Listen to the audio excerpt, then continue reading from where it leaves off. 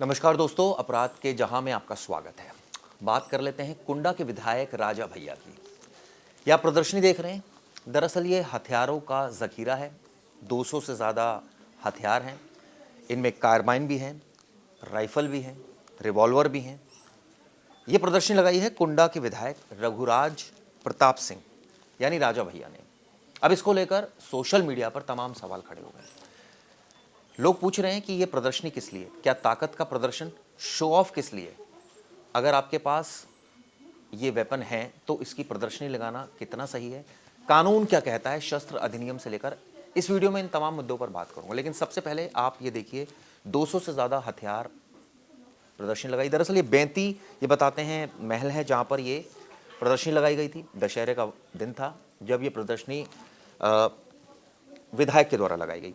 इनकी पत्नी है भावनी सिंह, इनका और रघुराज प्रताप सिंह का तलाक का केस चल रहा है। उन्होंने क्या आरोप लगाया? उन्होंने कहा है इसको मास डिस्ट्रक्शन, यानी कि ये कहा है कि इससे बड़ी हानि हो सकती है। उनके बेटों ने इसे राजनीतिक साजिश करार दिया है। अलग अलग बातें हैं, अलग अलग विचार हैं, लेकिन सबसे पहले बात आपको कर लेते हैं कि दशहरे के मौके पर ये जो शस्त्र प्रदर्शनी, दरअसल ये शस्त्र प्रदर्शनी इसलिए की गई, जो राजा भैया का कहना था कि ये तो शस्त्रों की पूजा की जाती है, इस वजह से ऐसा किया गया।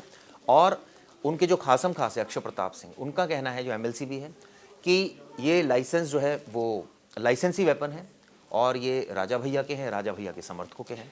राजा भैया का भी एक बयान है, उनका कहना है कि ये मेरे हैं और मेरे समर्थकों के, यानी मेरे ही हैं। अब सवाल ये उठता है कि इसकी ज़रूरत क्या पड़ी थी? क्या मंशा ये थी कि शस्त्रों की पूजा की जाए, या मंशा कुछ और थी, शो ऑफ? इसमें 12 बोर की बंदूक है, रिवॉल्वर है, राइफल है और 30 कार्बाइन्स जैसे हथियार शामिल हैं।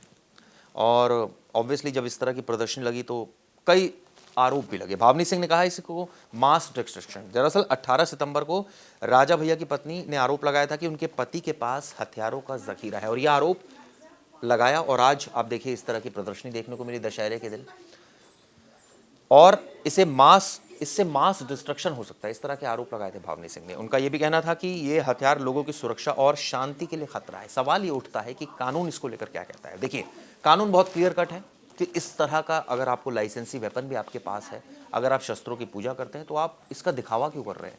आप इसको आपकी मंशा क्या है? आपको ये सुरक्षा के लिए दी गई है, आपको इसलिए दिया गया है कि आपको आपकी लाइफ को थ्रेट है, या आप बिजनेस करते हैं बड़ा, या आप पॉलिटिकल काफ़ी एक्टिव हैं, या आप बड़े बिजनेसमैन हैं। इस तरह की इन जो कैटेगरीज होती है उनको इस तरह के वेपन दिए जाते हैं। लेकिन अगर आप उसको लहरा रहे हैं, हमने कई ऐसे केसेस देखे जिसमें कई अधिकारियों ने इस तरह से अपने शस्त्र लहराए और उनके खिलाफ कार्रवाई हुई।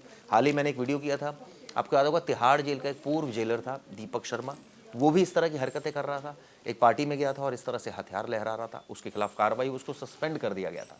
सवाल ये उठता है कि अब उत्तर प्रदेश सरकार ऐसे विधायक के खिलाफ कार्रवाई करती है जो इस तरह से शस्त्रों का प्रदर्शन कर रहा है, क्योंकि ये बिल्कुल कानून के मुताबिक नहीं है। आपको बता दूं, जैसे अक्षय प्रताप सिंह का भी बयान आया है, इसी साल 3 जून को, यानी बीते 3 जून को प्रधानमंत्री कार्यालय को चिट्ठी लिखी थी भावनी सिंह ने। उन्होंने कहा था कि उनके पति राजा भैया के पास अवैध हथियारों का जखीरा है, इस तरह की बात कही थी। और अब आप देखिए अक्टूबर में, यानी 2 अक्टूबर को इस तरह की प्रदर्शनी लगाई गई। तो क्या ये उस बात का जवाब है? ये भी बात लोग पूछ रहे हैं।